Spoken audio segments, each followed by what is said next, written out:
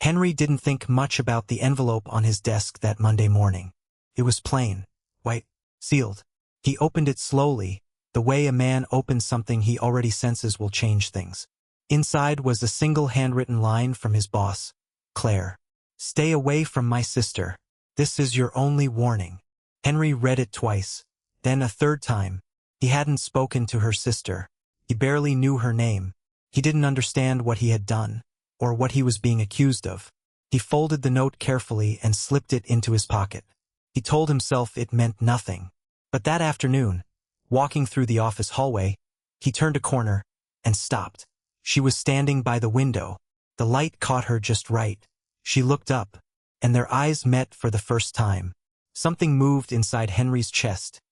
Quiet, uninvited, and completely impossible to ignore. He didn't know her name yet, but somehow he already knew she was going to matter. They said nothing to each other that first day. Not a word. But Henry thought about that moment by the window more than he should have. He thought about it on the drive home. He thought about it while making dinner for his daughter, Maya.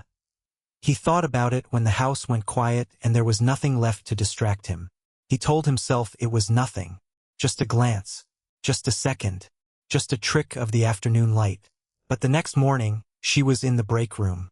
She was pouring coffee with one hand and reading something on her phone with the other. She hadn't noticed him yet. Henry almost turned around, almost walked back to his desk without saying a single word. But she looked up, and she smiled. Not a big smile. Not the kind people perform for strangers. It was small and honest, the kind that arrives before a person has time to think about it. "You must be Henry," she said. He blinked. "Yeah, that's me." "I'm Allison." He already knew. He had asked a colleague quietly the day before, feeling slightly embarrassed about it afterward. "I know," he said, then immediately wished he hadn't. But Allison just laughed softly. "Claire mentioned you work on the 3rd floor." Henry nodded. He didn't mention the note. He didn't mention the warning. He just stood there, holding his coffee cup, feeling like a man standing on the edge of something he couldn't quite see. If the story is already pulling at something in your chest, you are not alone. Hit that like button and keep listening. It only gets deeper from here. The days that followed surprised Henry. He had fully intended to keep his distance. Claire's warning lived in the back of his mind like a quiet alarm. But the office was small. The hallways were narrow. And Allison had a way of appearing exactly where Henry happened to be. It didn't feel calculated. That was the thing. It felt accidental and warm and completely natural, the way some people simply fall into your orbit without trying. They started talking during lunch breaks. Small things at first. The terrible coffee machine on the 2nd floor. The project deadline that kept moving. The strange potted plant someone had left in the conference room that nobody claimed. Henry laughed more during those 15-minute lunches than he had in months. And then one evening, both of them stayed late to finish a shared report. The office emptied out around them. The lights dimmed in the corridors. And somewhere between page 4 and page 7 of a quarterly summary, Henry told Allison about Maya. He hadn't planned to. It just came out. "She's 6, he said. "She likes dinosaurs and hates socks. She cries at cartoon movies but pretends she doesn't." Allison put her pen down and looked at him fully. "She sounds wonderful," she said, and she meant it. Henry could tell the difference between polite and genuine by now. Life had taught him that much. "She is," he said quietly. "She's the whole reason I get anything right." Allison smiled at that. Not with pity. Not with performance. Just with warmth. The kind that settles over a person like something they didn't know they needed. Henry drove home that night feeling lighter than he had in a long time.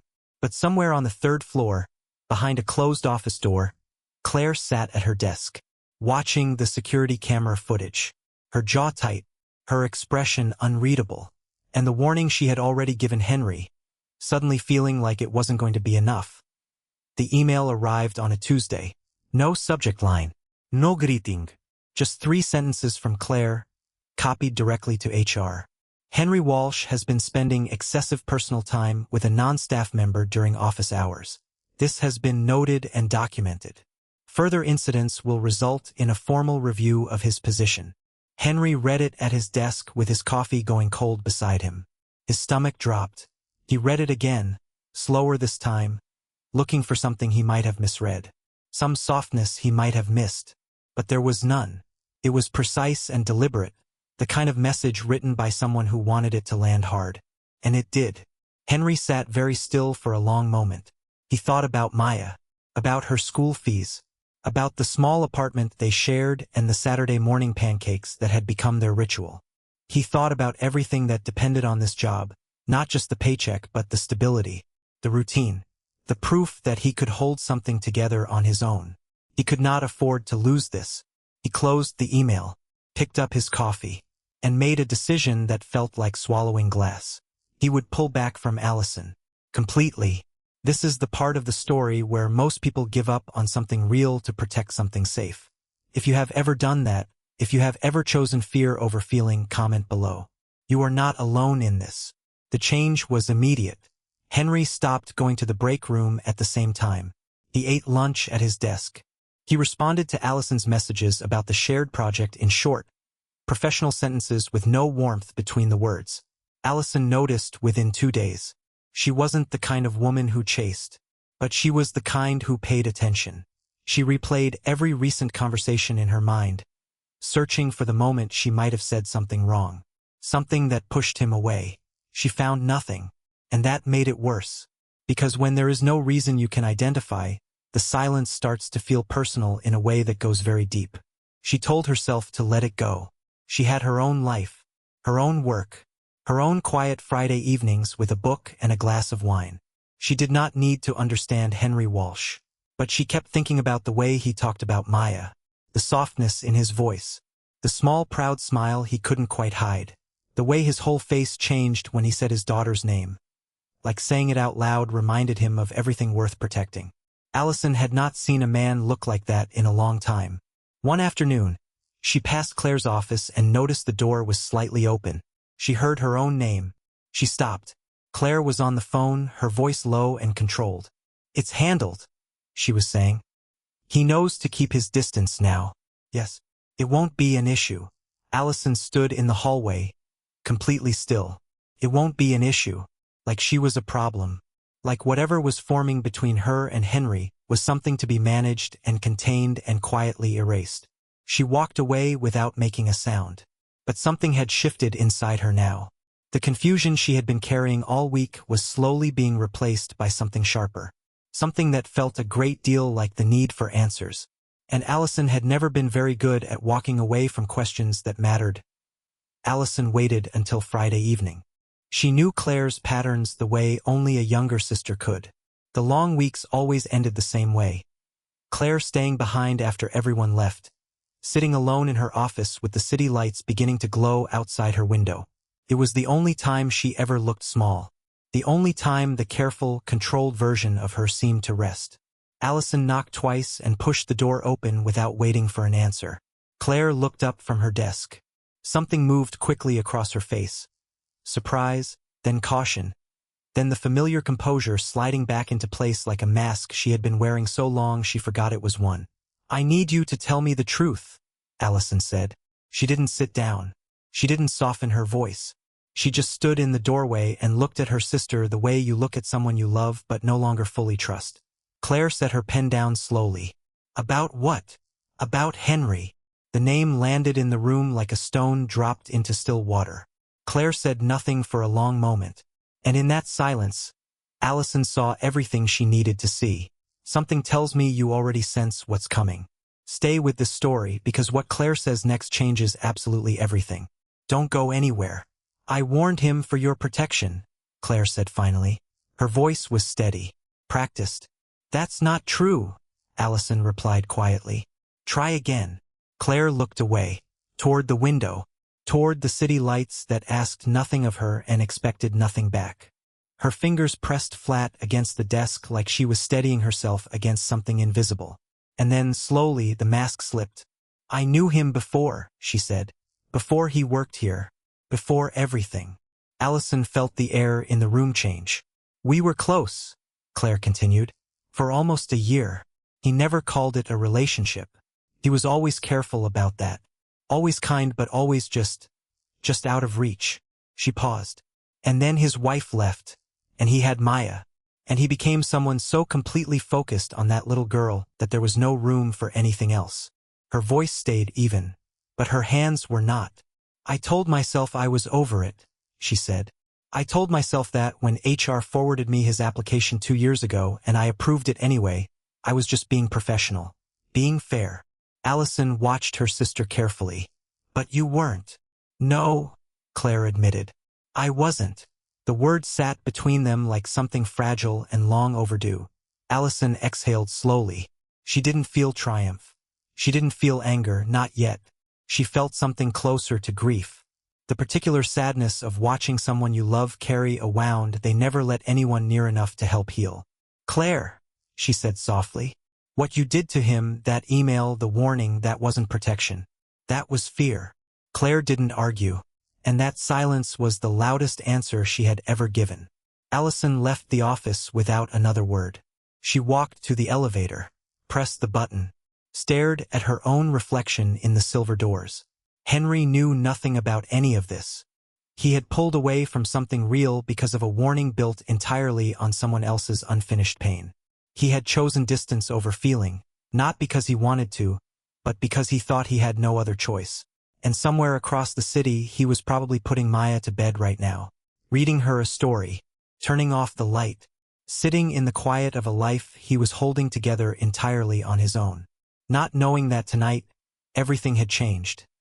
The company quarterly gathering was held on a Thursday evening.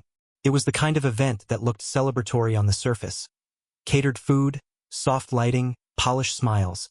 But underneath it carried the quiet tension of people performing their best versions of themselves for an audience of colleagues and superiors. Henry almost didn't come.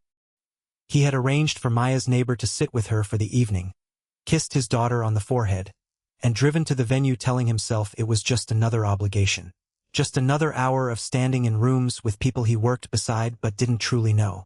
He got himself a drink, found a corner, watched the room the way a man watches things he doesn't fully belong to. And then Allison walked in. She wore something simple and dark. Her hair was down. She moved through the room quietly, not performing, not working the crowd. Just existing in the way that certain people do, completely unaware of how much space they take up simply by being present. Henry looked away. He reminded himself of the email, of Maya, of everything that depended on him staying exactly where Claire had drawn the line. He reminded himself that some things were not worth the risk. Henry is standing at the edge of something real and talking himself out of it. If you have ever done exactly that, if you have ever convinced yourself to walk away from something your heart refused to release, drop a comment. This one is for you.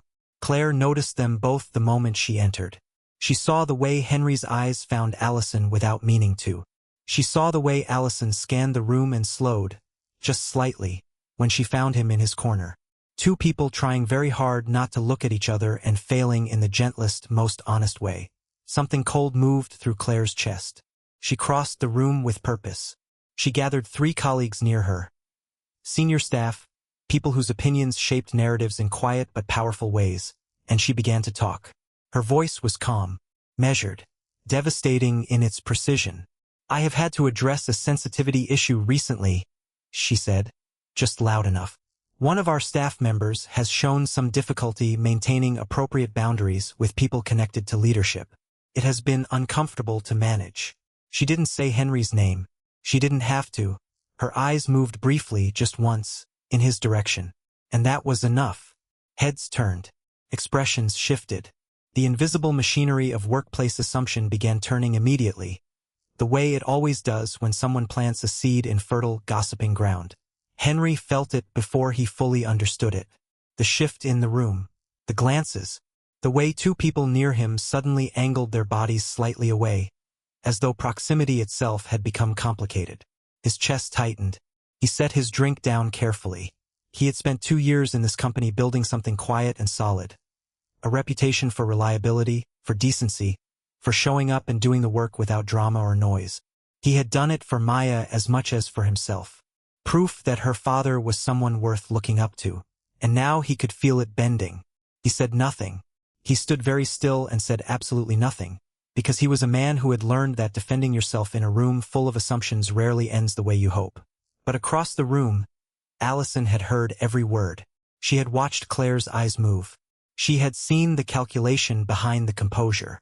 And something inside her, something that had been building quietly all week, finally reached its limit.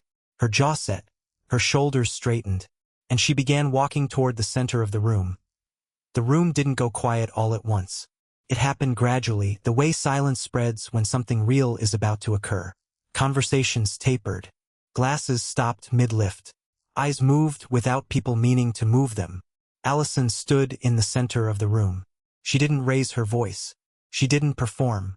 She simply spoke with the kind of calm that only comes from someone who has already decided that the truth matters more than the consequence of telling it. "I need to say something," she said, "and I need everyone here to listen." Claire turned slowly from across the room. Her expression was composed, but her eyes told a different story entirely. "Whatever was just implied about Henry Walsh is wrong," Allison said. "He has done nothing inappropriate, nothing unprofessional, nothing that deserves the conversation that was just quietly started in this room." Someone shifted uncomfortably near the far wall. A colleague cleared his throat. Nobody spoke. Allison continued. "She is doing what most people only ever imagine doing. If this moment is hitting something deep inside you, hit that like button right now. This story deserves to be heard. Henry has kept his distance from me for weeks," she said. "Not because he wanted to, but because he was warned to, by someone in a position of power over him. Someone who used that power not to protect this company, but to protect herself." The room held its breath. Allison turned her gaze directly to Claire. Not with cruelty, not with the sharp edge of a sister settling a score, but with the steady, sorrowful look of someone who loves a person and is still choosing honesty over loyalty. "Claire had feelings for Henry long before he ever worked here," she said quietly. "Feelings she never resolved. Feelings she buried under authority and professionalism and a warning letter that had nothing to do with workplace conduct and everything to do with her own heart." Claire did not move. She stood perfectly still, the way a person stands when the ground beneath them has shifted and they are not yet sure how far they will fall. Her composure remained, but something behind her eyes cracked open. Something tired and old and long-carried finally showed itself in a room full of people, and there was no taking it back. Henry stood in his corner and felt the world tilt sideways. He had not known. Not any of it. Not the history. Not the reason behind the warning. Not the weight Claire had been quietly placing on his shoulders without ever explaining why. He looked at Allison standing there. Steady, exposed, and completely unafraid, and something happened inside his chest that he had no quick word for. She had risked herself for him. Not carefully. Not halfway. She had walked into the center of a room full of colleagues and told the truth out loud with nothing protecting her but the truth itself. Henry had been alone for a long time. Not in the way people assume when they hear the word single father, not lonely in an obvious, visible way, but alone in the quiet, structural sense. The sense of being the only person responsible for every hard thing. The only one who showed up without being asked. The only one who carried the weight without putting it down. No one had stood up for him like this. Not once. Not ever. His eyes burned in a way he refused to let become anything more in a room full of people. Claire finally looked away, and in that small, silent surrender, the truth finished what Allison had started. The room exhaled, slowly, collectively, like a single breath held too long finally released. And Henry, standing alone in his corner, felt something he hadn't felt in years. Seen. The gathering dissolved slowly after that. People found reasons to leave. Coats were collected. Goodbyes were exchanged in quieter tones than usual. The catered food sat mostly untouched on its long table, and the soft lighting that had seemed celebratory 2 hours ago now felt like something gentler. Something closer to the kind of light that remains after a storm has passed and the air is finally clean again. Claire left without speaking to anyone. Henry watched her go. He felt no satisfaction in it. Only a complicated sadness for a woman who had loved something quietly for so long that it had slowly reshaped itself into something she no longer recognized. He understood that kind of carrying. He had done versions of it himself. He hoped she would find her way to something softer. But that thought belonged to another day. Right now, there was only the hallway outside the main room. and Allison walking toward him. We are at the moment this entire story has been building toward. Stay with it. Some things are worth waiting for, and this is one of them. She stopped a few feet away. The hallway was empty. The noise from the remaining guests was muffled now, distant and irrelevant, like weather happening in another city. It was just the two of them standing in a quiet corridor under ordinary fluorescent light that somehow felt like the most significant place Henry had ever stood. "You didn't have to do that," he said. His voice came out lower than he intended, rougher at the edges. The voice of a man who had been holding himself together very carefully all evening and was only now beginning to feel the seams. Allison looked at him steadily. "I know. You could have let it go. Stayed out of it." "I could have," she agreed. "But that's not who I am." Henry looked at her, really looked at her, the way he hadn't allowed himself to in weeks. He saw the woman who had laughed with him over terrible coffee, who had listened to him talk about Maya with genuine warmth in her eyes, who had stood in the center of a room full of people tonight and chosen truth over comfort without a moment of visible hesitation. He had spent so long being careful, so long measuring every step, calculating every risk, making every decision through the filter of what was safest for Maya, what was most responsible, what a good father was supposed to choose when feeling something inconvenient and enormous arrived uninvited in his chest. He had gotten very good at saying no to things that mattered. Allison stepped closer. Not dramatically, not with performance, just closer. The way you move toward something you have already decided you are not walking away from. And then she leaned in. Her voice dropped to almost nothing. Warm and certain and quietly devastating in the way that only the truest things ever are. "I want you," she whispered. Henry didn't move for a moment. He just stood there, breathing, letting those 3 words land in every quiet and guarded place inside him that had been waiting, without knowing it was waiting, for exactly this. Then he reached out and took her hand. Not perfectly. His fingers found her slowly, carefully, the way a man touches something he recognizes as precious and is terrified of handling wrong. But completely, without reservation, without the familiar retreat into safety and distance and all the reasons why not. Allison looked down at their joined hands and then back up at him. She smiled, small and honest and completely unperformed. And Henry felt something release in his chest. Something that had been wound tight for so long he had stopped noticing the tension entirely.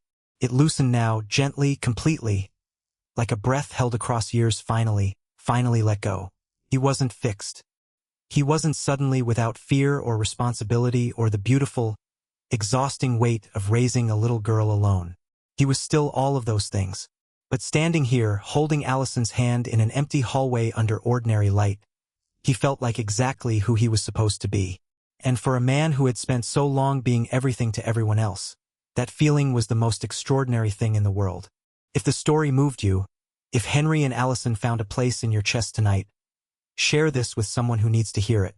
Subscribe for more stories that go exactly this deep. Every single week without fail. Because real love is always worth the telling.